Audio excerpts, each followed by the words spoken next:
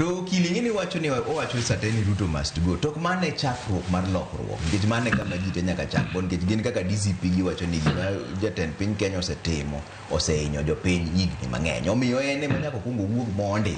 Eka koro ikelo chenro moko mowacho mopogore gi. Yani dongine gi adieri moro kanyo. Must go ok nyal bedo ideology. Ruto must go ni mani ideology.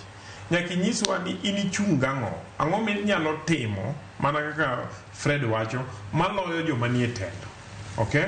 Kawuono President William Ruto odhi launch odhi chiwo kifungu ne ji 13,000 1,000 to neighborhood no bro kawo ji 13,000 ka ji te oyudo utegi ma dhi yudo affordable housing. King'iyo gi to gin joma nyo odak e Islam mamukuru no. Okay?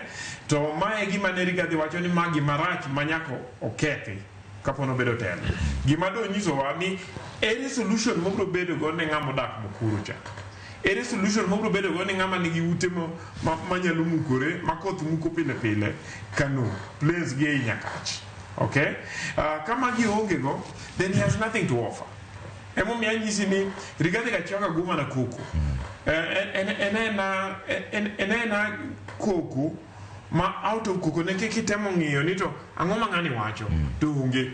Ino ka ng'amo chako lusa ka radio mobedo switch on. To oyuak ni sani sirikal chalo ka gima idwa make. Ni nikech wach mano wacho ni ka kwalo bolo to dhi kelo tulo mano wuok higa mar 2007. Notimo makosa kosino wacha dier. Nika po no kwalo mbolo to ji nyalo biro hinyore. No wacha dier kosino mano. Mongo mago gira Rigathi Gachagua ok en gima lich ahinya. Kidhi e court kacha anane court pile. Tiru kan tiji mang'eny momaki kidhi e jela be ji opong'o. So bro bedo mana wan Kenyan momaki kapo ni make. But secondly eneni gima nyo nyise ni owe chiero adhola manyalo kelo koko e Kenya ka. Okay?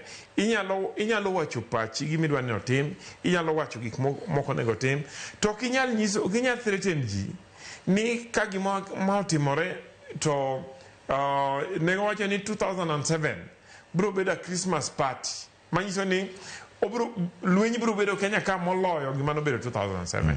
Okay? Mano chalo ng'ama odhi Israel to nyiso ji Israel ni kapono kutimo gima dwaro tubro neno gima nu neno ndalo Nazi 1939 to 1945 Germany. Okay? Chalo ng'ama nyiso jo Kenya ni ibro duoko gi ndalo emergency. And so on and so forth. Nyaka wakweri Rigathi Gachagua ni jo Kenya no move on moloso katiba manyien mo winjore moloso chike mar kelo kwe. Mano wacho ni wanyalo go siasa, wanyalo disagree, wanyalo compete, to nitie gik moko inyal timo.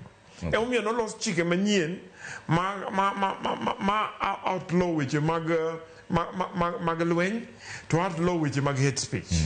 And I believe kaka wakili ni giminya tergo Rigathi Gachagua e jela e court nitie to ken wach mano wacho ni ngeji wach mano wacho ni inyalo ter ng'ato e court ni wacho ni atni lweny nyalo biro wuok kokwalo mbo kinyiso ng'ato ineno kiwacho ne it depends on kaka iwache ni ka poni ng'ato kwalo mbolo kata ng'ato kwalo mbolo let's assume ni odhi kodi wadhi ochung kodi Trevor takwalo mbolo okomi nafas mar kelo tulo ma wanyalo neno gima ne waneno 2007.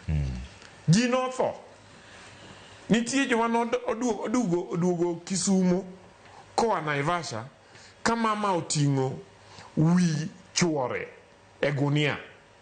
Okay? Ne kineno pichni ma joma nowang' e classes maneni Naivasha. Okay?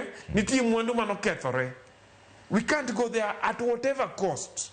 So inyalo wacho ni kapo ni ng'ato temo kwalo kura, tibro kawo ne atua molore gi chik. To okinyal use mistake moro ma ng'ato nyalo timo to be a justification mar timo gik mar unlawful.